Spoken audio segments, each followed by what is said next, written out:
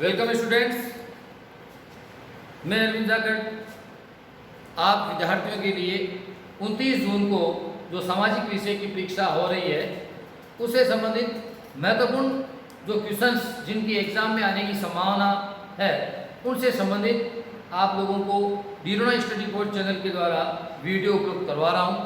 आप लोग इस वीडियो के द्वारा जो जानकारी उपलब्ध हो रही है उसे ध्यान से सुने और समझें और याद करें। इससे पहले भी कई वीडियो चैनल के द्वारा दिए जा चुके हैं। अगर आप लोगों ने उन वीडियोस को नहीं देखे तो प्लीज़ उन वीडियो को आप एक बार ज़रूर देखें और परीक्षा के लिए उस वीडियो का आप लाभ उठाएं। हम लोग पाठ संख्या 2 की चर्चा कर रहे थे। और आज हमारा जो चर्चा का विषय जो है वो है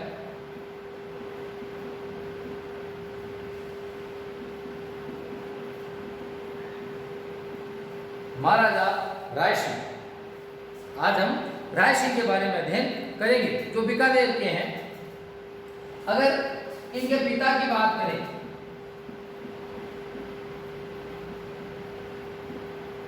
राय सिंह के पिता का नाम था कल्याण सिंह। पिता का क्या नाम था? कल्याण सिंह। अगला जो इंपॉर्टेंट बात है 1572 में अकबर ने राय सिंह को जोधपुर का प्रतिनिधि नियुक्त किया। प्रश्न क्या पूछेगा कि अकबर ने जोधपुर का प्रतिनिधि किसे नियुक्त किया? हमारा जवाब होगा बीकानेर के राय सिंह। कब नियुक्त किया? 1572 में। 1572 में अकबर ने जो है राय सिंह को जोधपुर का प्रतिनिधि नियुक्त किया। क्यों? क्योंकि जोधपुर का उस समय जो शासक था वो था राजचंद्र सेन। राजचंद्र सेन ने अकबर की अधीनता स्वीकार नहीं की। इससे अकबर चंद्रसेन से क्रोधित होता है और चंद्रसेन को अपने अधीन करने के लिए अपनी सेना जोधपुर भेजता है और राजचंद्र सेन जोधपुर से पलायन कर जाते हैं। उस स्थिति में अकबर जो है वो राय सिंह को जोधपुर का क्या बनाते हैं?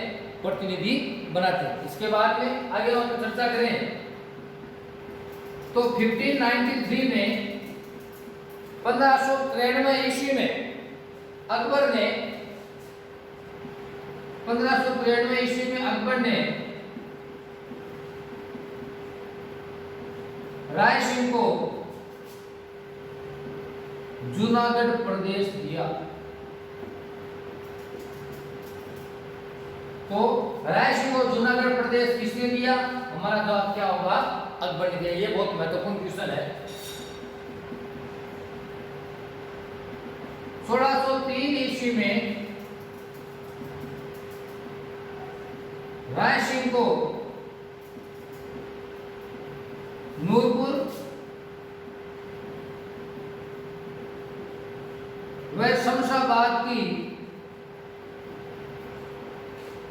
जागीरें प्रदान की गई। तो राय सिंह को खान की 2 जागीरें प्राप्त हुई, नूरपुर और शमशाबाद की। इसके अलावा एक अन्य जो महत्वपूर्ण क्वेश्चन है कि अकबर ने इसे राय की उपाधि दी।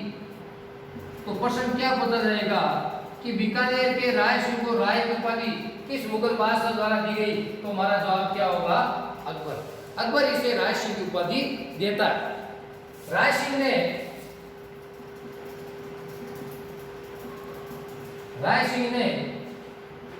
अपने प्रधानमंत्री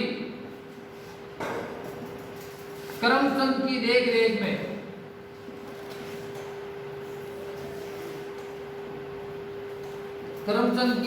में जूनागढ़ का निर्माण कराया। बीकानेर का किला है जिसका नाम है जूनागढ़। तो जूनागढ़ का निर्माण किसने करवाया? राय सिंह ने करवाया। किसकी देखरेख में? अपने प्रधानमंत्री करमचंद की देखरेख में वो जूनागढ़ का निर्माण करवाते हैं। इसके अलावा अगर हम राय सिंह की बात करें तो राय सिंह ने अपने इस किले में राय सिंह प्रशस्ति भी लगवाई। तो राय सिंह प्रशस्ति कहाँ है? जूनागढ़ में। कहाँ पर है? जूनागढ़ में। राय सिंह जो है वो एक साहित्यकार भी था। राय सिंह जो है इन्हें साहित्यकार भी माना गया है। तो इनकी प्रमुख जो साहित्यिक रचनाएं हैं,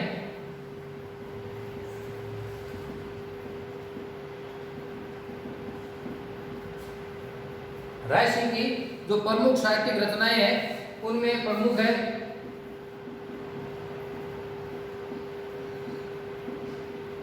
राय सिंह महोत्सव,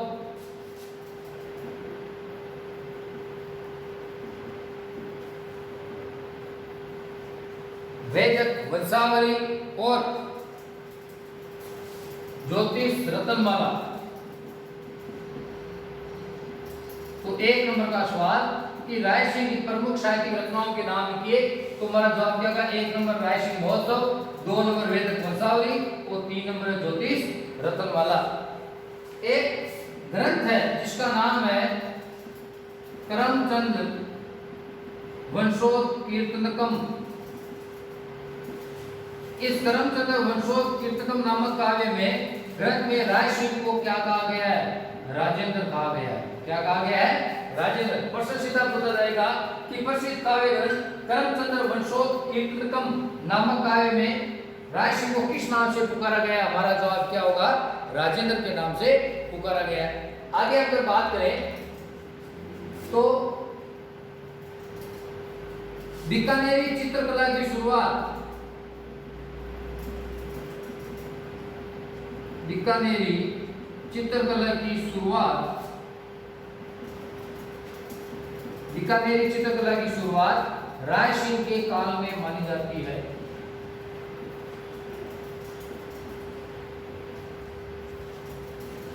यह बहुत महत्वपूर्ण क्वेश्चन है राय सिंह का कि बीकानेरी चित्रकला की शुरुआत किसके शासनकाल में हुई? हमारा जवाब क्या होगा? राय सिंह। बहुत महत्वपूर्ण क्वेश्चन राय सिंह का। अगला जो राय सिंह का महत्वपूर्ण क्वेश्चन है कि इसकी मृत्यु दक्षिण भारत में एक स्थान है जिसका नाम है बुरहानपुर, वहां पर इसकी क्या होती है? मृत्यु। तो राय सिंह की मृत्यु किस स्थान पर हुई? बुरहानपुर में। ये राय सिंह से संबंधित महत्वपूर्ण क्वेश्चन थे। राय सिंह के आगे अगर हम चर्चा करें तो राय सिंह के बाद में अगला शासक आता है महाराज सवाई जय सिंह या जय सिंह द्वितीय, जयपुर का था।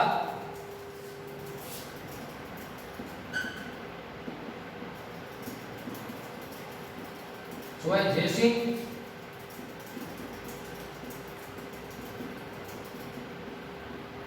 या जय सिंह द्वितीय।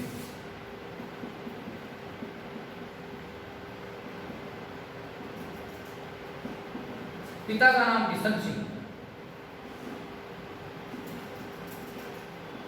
इनके पिता का क्या नाम था? बिशन सिंह। अब यहां पर क्या होता है कि इनके बचपन का नाम, जय सिंह के बचपन का नाम था विजय सिंह। जय सिंह के बचपन का क्या नाम था? विजय सिंह। और इनके छोटे भाई का नाम था जय सिंह। ध्यान रखें, जय सिंह जो है उसके बचपन का नाम क्या था? विजय सिंह। और इनके छोटे भाई का क्या नाम था? जय सिंह। औरंगजेब जो है मुगल बादशाह उसमें कौन था? औरंगजेब। औरंगजेब इसकी योग्यता से खुश होता है और इनके नाम बदल देता है। विजय सिंह का नाम तो क्या कर दिया? जय सिंह। और जय सिंह का नाम क्या कर दिया? विजय सिंह। कहने का मतलब है जय सिंह के बचपन का नाम विजय सिंह था, लेकिन औरंगजेब इसकी योग्यता से खुश होता है और विजय सिंह का नाम बदल क्या कर दिया? जय सिंह। और उसी दिन से विजय सिंह जो है वो इतिहास में किस नाम से जाना गया? सवाई जय सिंह या जय सिंह द्वितीय के नाम से। औरंगजेब की मृत्यु हो जाती है। मृत्यु होने के बाद में मुगल जो साम्राज्य है उसमें उत्तराधिकार को लेकर युद्ध होता है। तो 4 पुत्र थे औरंगजेब के, अकबर, आजम, मुअज्जम और दूसरा चौथा था कामबख्श। तो इनमें से एक जना पारस चला गया, एक जने की शासन में रुचि नहीं थी अकबर और कामबख्श की। पीछे 2 बचे मुअज्जम और आजम। तो मुअज्जम व आजम के मध्य जादव के मैदान में युद्ध होता है। जादव के मैदान में युद्ध होता है। कौन सा मैदान युद्ध होता है? जादव। इस युद्ध में जय सिंह ने आजम का साथ दिया। जय सिंह ने किसका साथ दिया? आजम का साथ दिया और आजम इस युद्ध में क्या हो जाता है? हार जाता है। फिर भी मुअज्जम जो है जय सिंह को अपने दरबार में क्या करता है? शामिल करता है और एक उचित स्थान देता है। आगे अगर हम जय सिंह की बात करें तो एक बार क्या होता है, भरतपुर में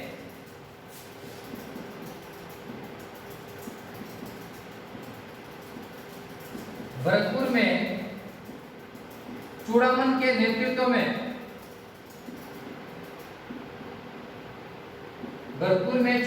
नेतृत्व में जाटों ने विद्रोह कर दिया था। जाटों ने विद्रोह किया तो भरतपुर में जाटों ने किसके नेतृत्व में विरोध किया? हमारा जवाब क्या होगा? चूड़ामन। मुगल बादशाह जो है इस विद्रोह का दमन करने के लिए किसे भेजता है? जय सिंह को भेजता है। इस विद्रोह का दमन करने के लिए जय सिंह को भेजता है। जय सिंह यहां पर क्या करता है? जय सिंह ने चूड़ामन के भतीजे बिशन सिंह, चूड़ामन का भतीजा बिशन सिंह के साथ मिलकर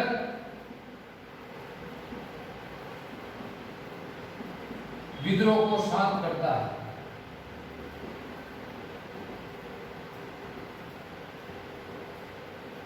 प्रश्न क्या पूछेगा कि भरतपुर में हुए जाटों के विद्रोह को शांत करने के लिए जय सिंह ने किसकी सहायता ली? तो हमारा जवाब क्या होगा? बिशन सिंह की सहायता ली। आगे अगर हम बात करें, जय सिंह जो है बिशन सिंह से खुश होता है। जय सिंह बिशन सिंह से क्या होता है? खुश होता है। और जय सिंह ने, ये यहाँ पर बिशन सिंह है, बदन सिंह, सॉरी उसके भतीजा का क्या नाम है? बदन सिंह। बदन सिंह से खुश होता है और बदन सिंह को ब्रजराज की उपाधि देता है। किसकी उपाधि देता है? ब्रजराज की उपाधि देता है। इसके अलावा दीग की जागीर भी प्रदान करता है। दीग की जागीर। क्या कहानी है कि भरतपुर में चूड़ामन के नेतृत्व में जाटों ने क्या किया? विद्रोह किया। इस विद्रोह को शांत करने के लिए मुगल बादशाह ने किसको भेजा? जय सिंह को भेजता है। जय सिंह चूड़ामन का भतीजा था बदन सिंह, उसको अपने साथ मिलाकर विद्रोह को क्या करता है? शांत करता है। चूड़ामन को भरतपुर से भगा देता है। और जय सिंह ने बदन सिंह को किसकी उपाधि थी? ब्रजराज की। तो बदन सिंह को ब्रजराज की उपाधि देने वाला कौन था? स्वाई जय सिंह। और खान की जागीर प्रदान करता है बदन सिंह को, दीग की जागीर प्रदान करता है। इन सबसे खुश होकर जो मुगल बादशाह था मोहम्मद शाह, वो उसे खुश होता है और जय सिंह को उपाधि देता है। उपाधि का नाम क्या था?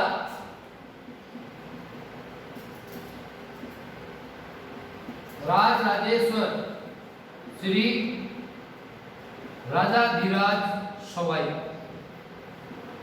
ये उपाधि प्रदान की जाती है। क्वेश्चन क्या पूछेगा कि जाटों का दमन करने के बाद या भरतपुर में जाटों के दमन के पश्चात जय सिंह को कौन सी उपाधि दी गई? तो राजराजेश्वर श्री राजाधिराज सवाई की उपाधि प्रदान की जाती है।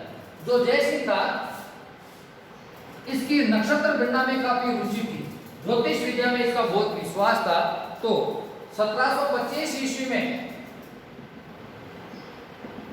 जय सिंह ने 1725 ईस्वी में नक्षत्रों की गति की गणना हेतु एक सारणी बनाई। एक सारणी बनाई नक्षत्रों की गणना के लिए 1725 ईस्वी में जय सिंह एक सारणी का निर्माण करता है। इसके अलावा जय सिंह ने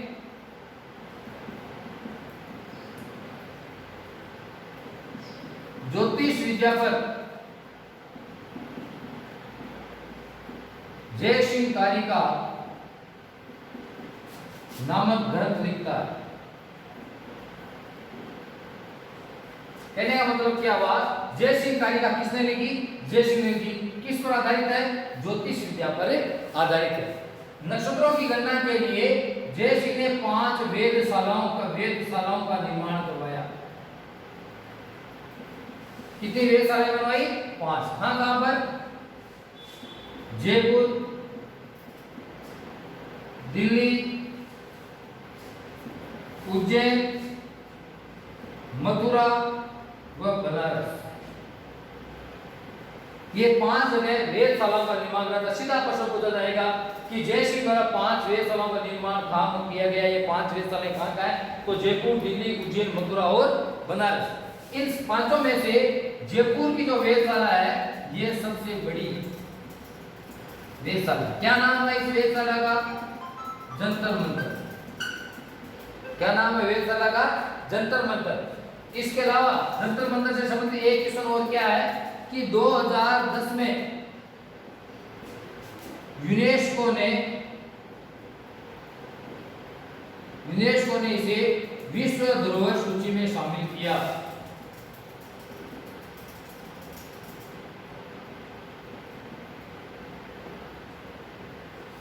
विश्व धरोहर सूची में शामिल किया किसे? जंतर मंतर को। ये जयसिंह से संबंधित कुछ महत्वपूर्ण क्वेश्चन है।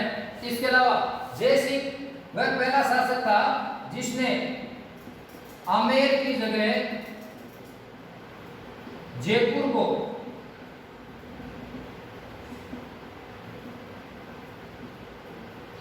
कछवाहा वंश की राजधानी बनाया। तो आमेर की जगह कछवाहा वंश की राजधानी जयपुर को बनाने वाला शासक कौन था? सवाई जयसिंह। तो आमेर की जगह कछवाहा वंश की राजधानी जयपुर को किसने बनाई? सवाई जयसिंह ने बनवाई। 1740 ईस्वी में इसने कई यज्ञ करवाए। 1740 ईस्वी में इसने कई यज्ञ करवाए। यह अंतिम हिंदू शासक था जिसने 1740 में यज्ञ करवाया या अश्वमेध यज्ञ करवाया। इसके अलावा इस यज्ञ में आने वाले जो ब्राह्मण थे उनके रहने के लिए जल महलों का निर्माण करवाया। तो प्रश्न पूछा जा सकता है कि जल महलों का निर्माण किस शासक ने करवाया? जयपुर के किस शासक ने? हमारा जवाब क्या होगा?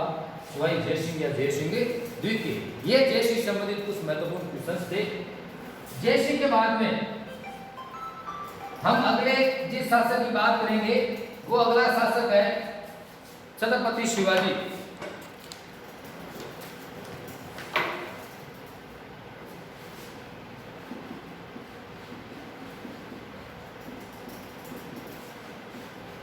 छत्रपति शिवाजी। शिवाजी का जन्म हुआ 20 अप्रैल 1627 को। शिवाजी का जन्म कब हुआ? 20 अप्रैल 1627 को।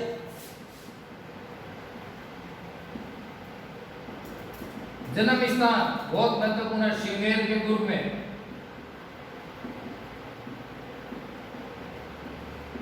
कौन से दुर्ग में हुआ? शिवनेर के दुर्ग में। तो शिवाजी का जन्म 20 अप्रैल 1627 को शिवनेर के दुर्ग में होता है।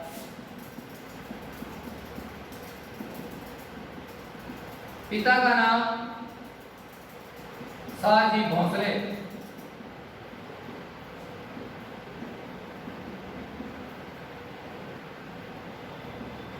माता का नाम जीजाबाई। युद्ध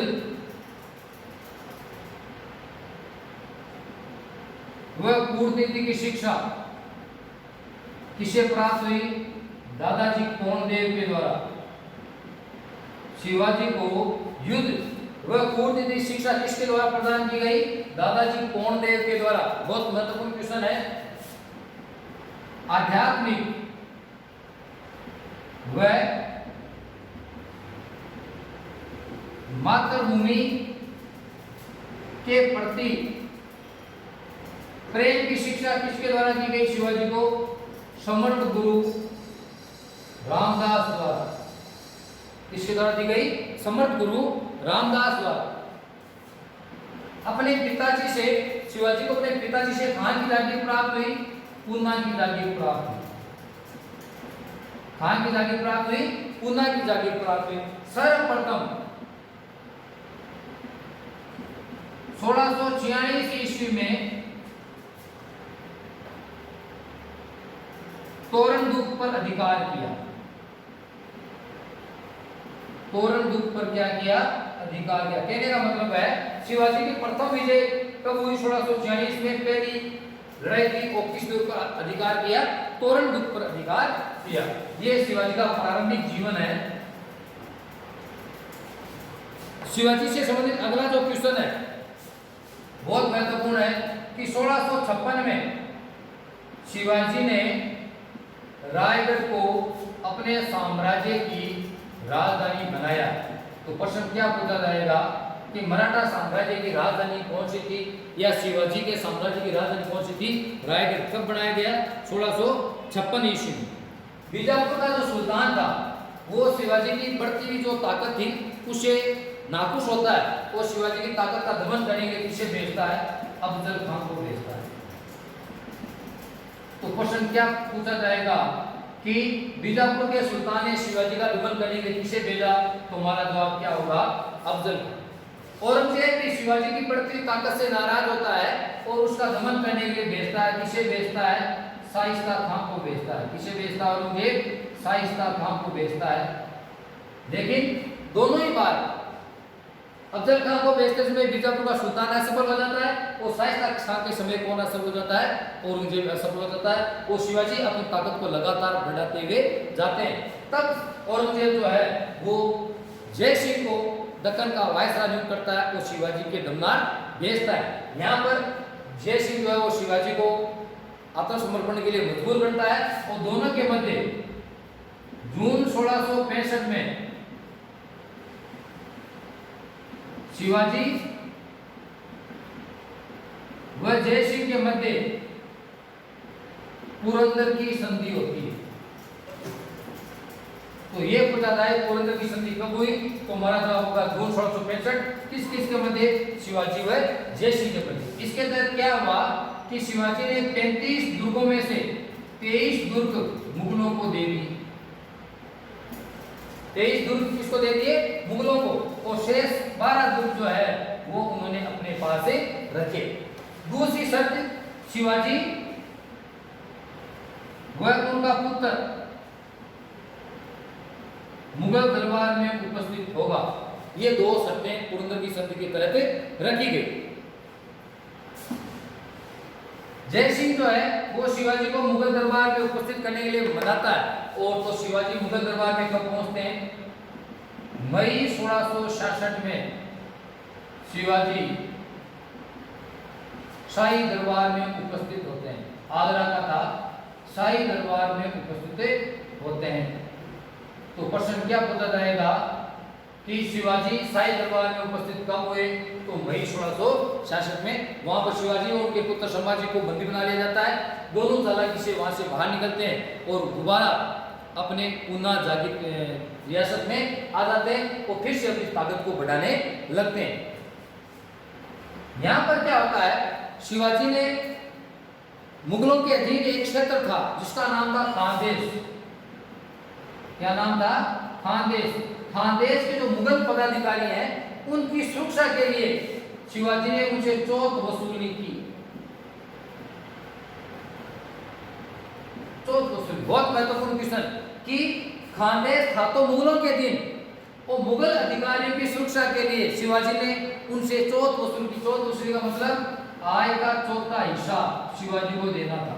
अगर मुगल पदाधिकारियों को मराठों से सुरक्षित रहना है तो अपनी उस सुरक्षा के बदले वो मुगल अधिकारी अपनी आय का चौथा हिस्सा शिवाजी के पास जमा करवाते थे। ये था चौथ वसूली। तो प्रश्न क्या पूछा जाएगा कि किस मुगल प्रदेश से शिवाजी ने चौथ वसूली की? तो हमारा जवाब क्या होगा? खानदेश। एक बात और है कि शिवाजी ने मुगलों का एक प्रदेश था जिसका नाम था सूरत। उस सूरत को कितनी बार लूटा? 2 बार लूटा। कितनी बार लूटा? 2 बार। एक तो 1664 में और दूसरा था 1670 में। 2 बार लूटता है। आगे अगर हम बात करें तो शिवाजी जो है उन्होंने 1674 में रायगढ़ के दुर्ग में अपना राज्याभिषेक करवाया। तो शिवाजी का राज्याभिषेक कब हुआ? 1674 में। कौन से दुर्ग में हुआ? रायगढ़ में। यहाँ पर जन्म की बात पूछेगी, शिवाजी का जन्म कब किस दुर्ग में हुआ? तब तो शिवनेर के दुर्ग में। अगर राज्याभिषेक की बात पूछे तो उनका जन्म कहाँ हुआ? राज्याभिषेक हुआ रायगढ़ के दुर्ग में। और इस दौरान उन्होंने कौन सी उपाधि धारण की? छत्रपति की उपाधि धारण की। तो प्रश्न क्या पूछेगा, शिवाजी ने अपने राज्याभिषेक के समय कौन सी उपाधि धारण की? तो छत्रपति की उपाधि। 1680 ईस्वी में शिवाजी की मृत्यु हो जाती है। तो ये शिवाजी से संबंधित महत्वपूर्ण क्वेश्चंस थे। आगे भी हम आपको महत्वपूर्ण क्वेश्चंस के वीडियो उपलब्ध करवाते रहेंगे।